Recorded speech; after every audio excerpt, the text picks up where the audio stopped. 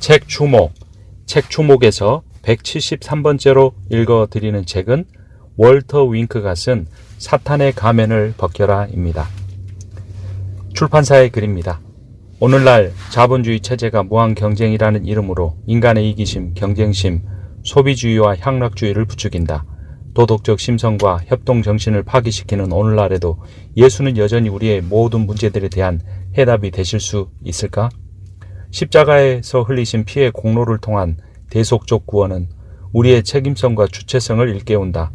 사탄의 세력에 맞서 치열하게 저항하도록 만드는가? 아니면 신의 섭리와 은총의 모든 것을 맡긴 채 심령의 평안에 만족하여 악의 현실을 수동적으로 받아들이고 있지는 않는가?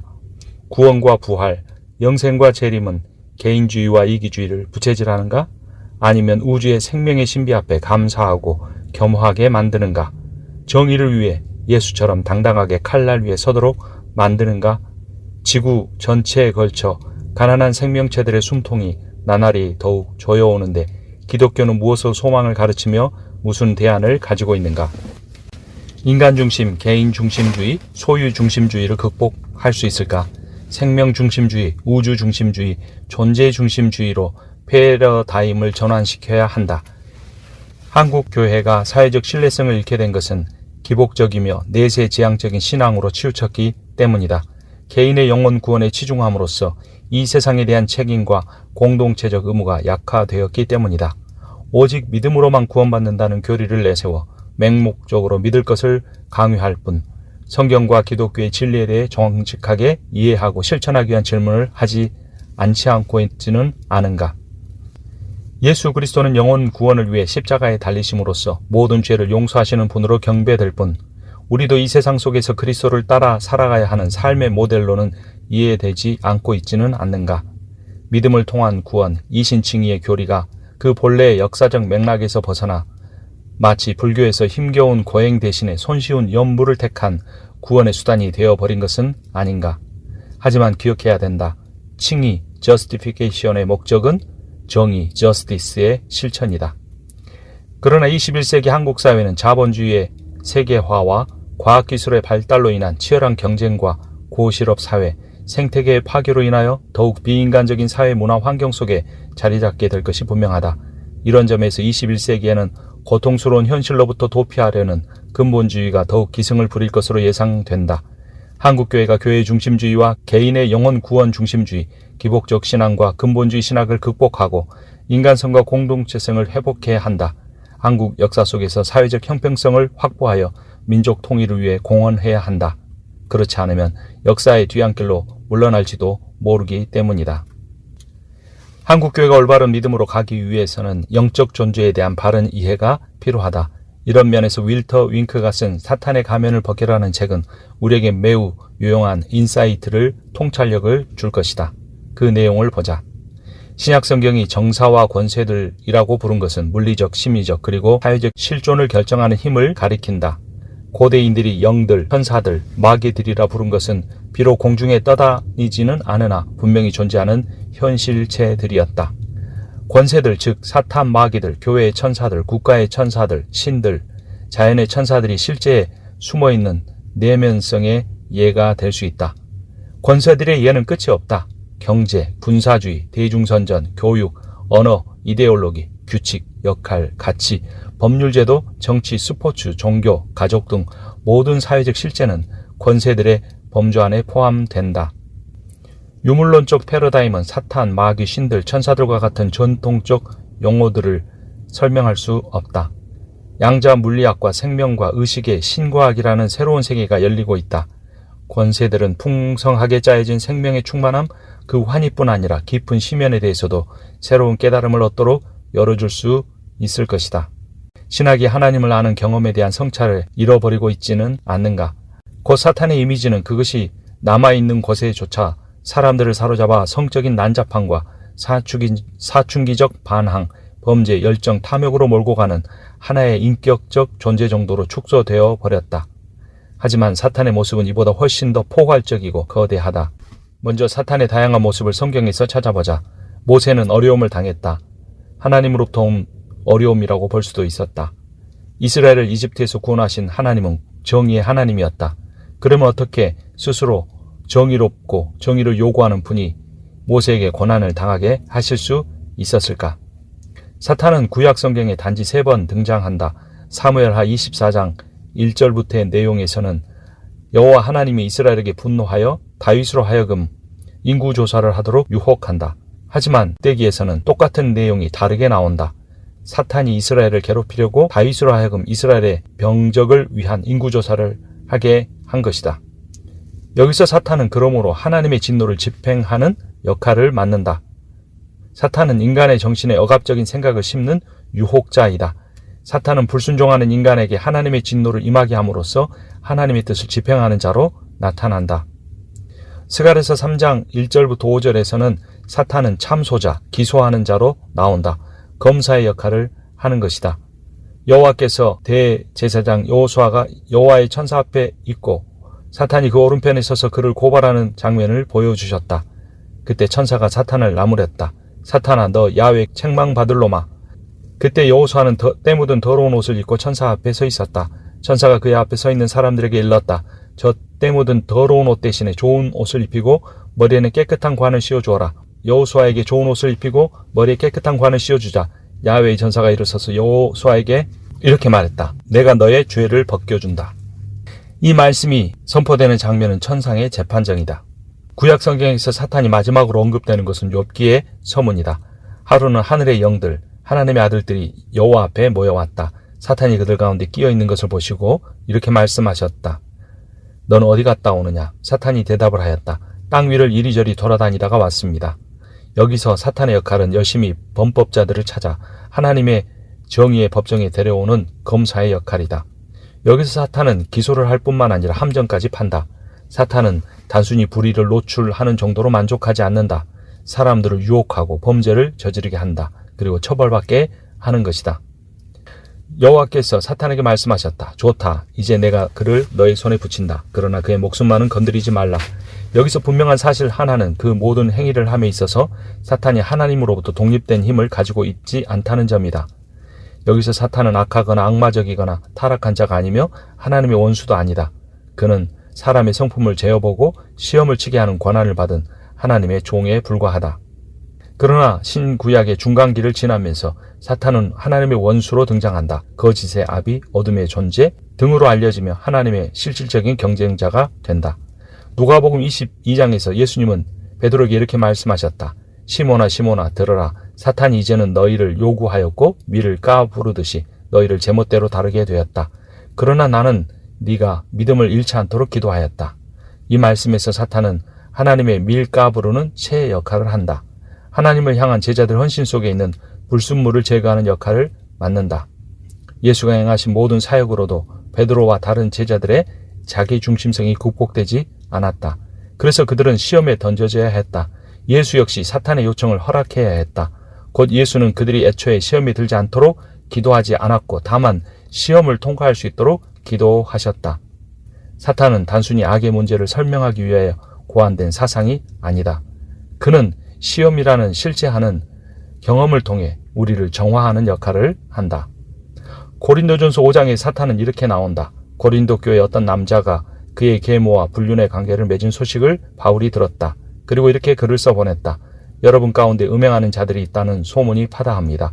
심지어는 제 아비의 처와 동거하는 자까지 있다고 합니다. 그런 일은 이교도들 사이에서도 볼 수 없는 일입니다.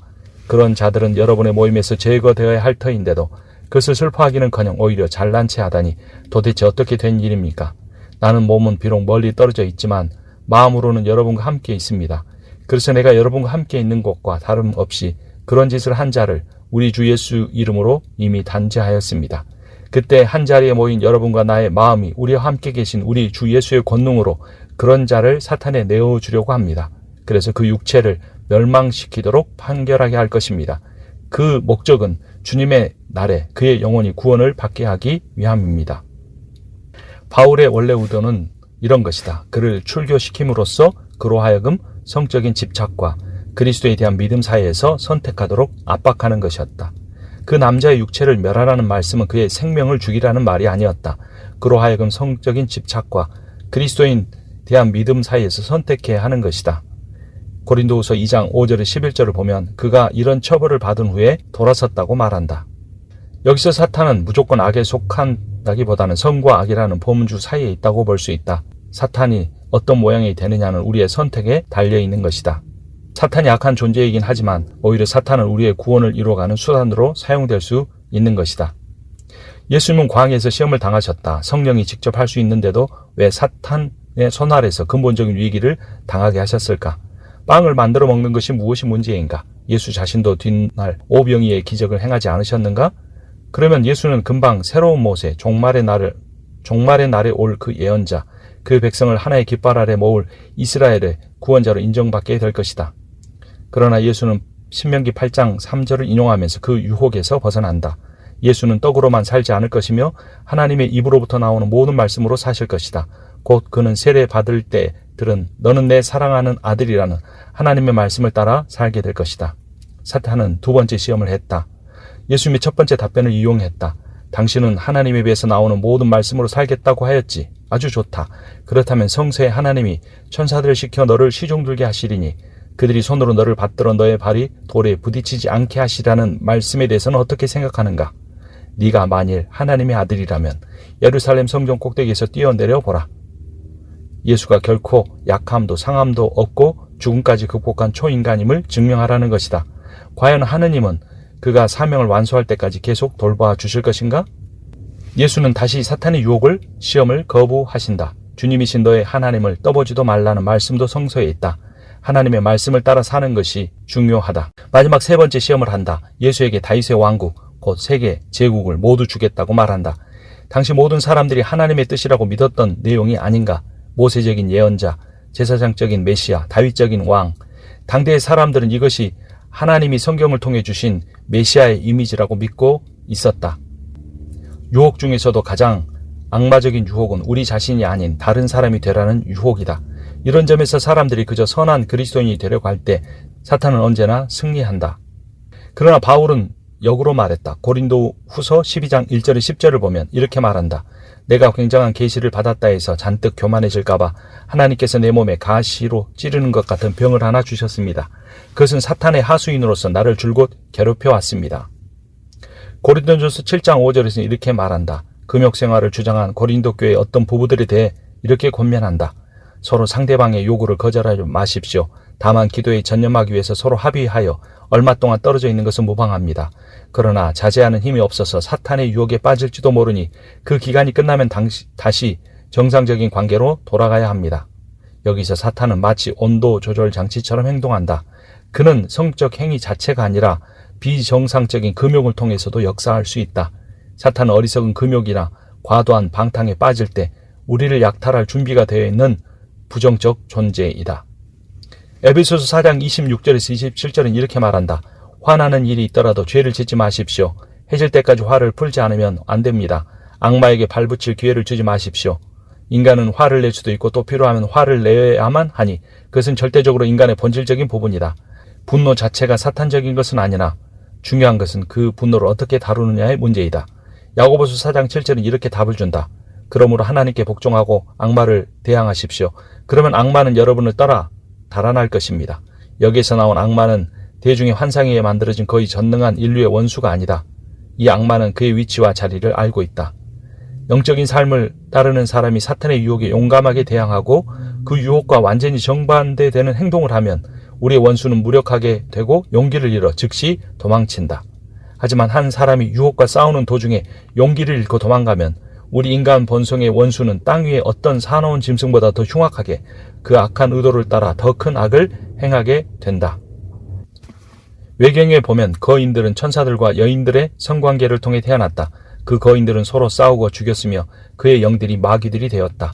그리고 죄 있는 천사들은 하나님에 의해 사로잡혀서 마지막 심판날까지 결박되었다. 누가복음 10장, 계시록 12장을 보면 사탄은 그리스도와 그의 제자들의 신실함으로 인해 하늘에서 쫓겨난다. 사탄의 타락은 하늘의 보좌를 취하려고 하다가 천상에서 쫓겨난 계명성이다.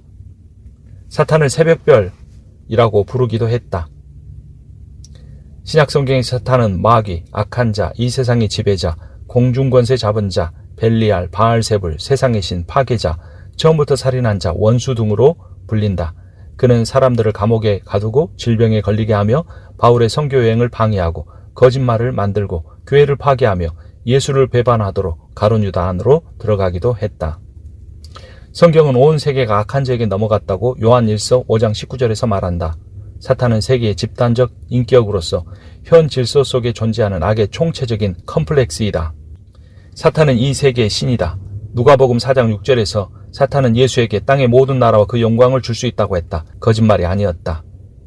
사탄은 이러한 권세를 하나님으로부터 받아 행사한다. 우리가 악을 선택할 때 우리는 사탄에게 이 세상을 넘겨주게 된다. 사탄은 하나님 대신 한 사회가 선택하는 우상 숭배적 최고의 가치이다. 소외와 탐욕, 비인간성, 억압, 그리고 역사의 특정 시기를 특정 짓는 무분별한 특별한 배열이다. 중상모략하는 자는 이렇게 말한다. 너는 아무 소용이 없어. 앞으로도 아무 소용이 없을 거야. 너는 똑똑하지 못해. 너는 결코 해내지 못할 거야. 너는 이 일을 당해 마땅해. 네가 자초한 일이니 당연한 일이야. 너는 멍청하고 살만 잔뜩 찌고 전혀 사랑스럽지 않아. 사탄의 목소리는 그냥 우리가 죽어야 한다고 설득한다. 그저 그것은 우리의 멸망만을 원한다. 이 무가치한 영은 거짓말하는 자이며 그 자신이 거짓의 아비이다. 그러나 우리는 하나님이 보시기에 소중하고 아름답고 사랑스러우며 무한한 가치가 있다. 거의 무한에 가까운 잠재성을 선물로 받아가지고 있다. 하지만 사탄은 조직적으로 전통 종교들을 침식시키고 사람들을 생산과 소비를 위한 로봇으로 취급한다. 돈을 궁극적인 힘으로 보는 가운데 영적 세계뿐만 아니라 시적, 예술적, 내적인 세계를 무시하는 문명 가운데 역사한다. 사탄은 세계의 대부분의 사람들을 착취하는 경제 체제를 조직하며 영원한 전쟁 경제에 매여있는 현대 문명의 지배자로 있다. 사탄은 뱀이라고 불려오지만 실제로는 카멜레온의 역할을 한다. 사탄은 한순간도 똑같지 않고 새로운 환경에 맞춰 역사의 흐름에 따라 그의 색깔을 계속해서 바꾸고 있기 때문이다. 사탄은 하나님인 것처럼 변장할 수 있기까지 하며 실제로 그는 아주 많은 얼굴을 가지고 있다. 사탄이 때로는 유물론주의자, 반공주의자, 자본주의자, 제국주의자로 변신하며 우리에게 하나님보다 더 큰 영향력을 행사하려고 한다. 그러나 두려워하지 말라. 예수께서 이미 사탄을 이길 수 있는 권세를 주셨다. 마태복음 10장 1절을 보자. 예수께서 12제자를 부르시어 더러운 마귀를 쫓아내며 모든 병과 모든 약한 것을 고치는 권능을 주셨으니. 우리 시대의 악마적인 것은 특별히 제도화된 구조를 좋아한다. 성경이 말하는 마귀는 마치 우리와 함께 성장한 후 그의 졸개들에게 맡긴 것 같다. 그리고 대장으로서 사탄은 이 시대의 다국적 기업, 군사 조직, 대학 조직, 그리고 정부 관료 조직 같은 거대 규모의 조직 속으로 침투해 들어온 것 같다. 이 시대의 위험성은 하나님이 계시지 않다는 무신론만 아니라 사탄의 존재가 없다는 어리석은 판단이기도 하다. 우리가 주목해야 할 그리고 경배해야 할 대상은 하나님이시다. 사람들이 하나님은 계시의 말씀을 통해 깨달을 수도 있지만 이 세상 피조 세계를 통해서도 알아갈 수 있다. 사람들이 하나님에 관해서 알만한 것은 하나님께서 밝히 보여주셨기 때문에 너무나도 명백하다. 하나님께서 세상을 창조하신 때부터 자연을 통하여 하나님의 영원하신 능력과 신성과 같은 보이지 않는 특성을 나타내 보이셨다. 인간이 보고 깨달을 수 있게 하셨다. 하나님의 손길의 흔적은 우리 주변 어디에나 있다. 이 세상 모든 것들이 전율할 만한 하나님의 창조의 아름다움을 품고 있기 때문이다. 성경은 말한다. 만물 위에 계시고 만물을 꿰뚫어 보시며 만물 아래 계시는 하나님은 모든 창조된 것들을 통해 자신을 드러내신다. 우리는 하나님의 피조 세계를 통해 천사들과 직접 대화를 할 수 없다 해도 적어도 그들의 영향력을 인정하는 법을 배울 수는 있다.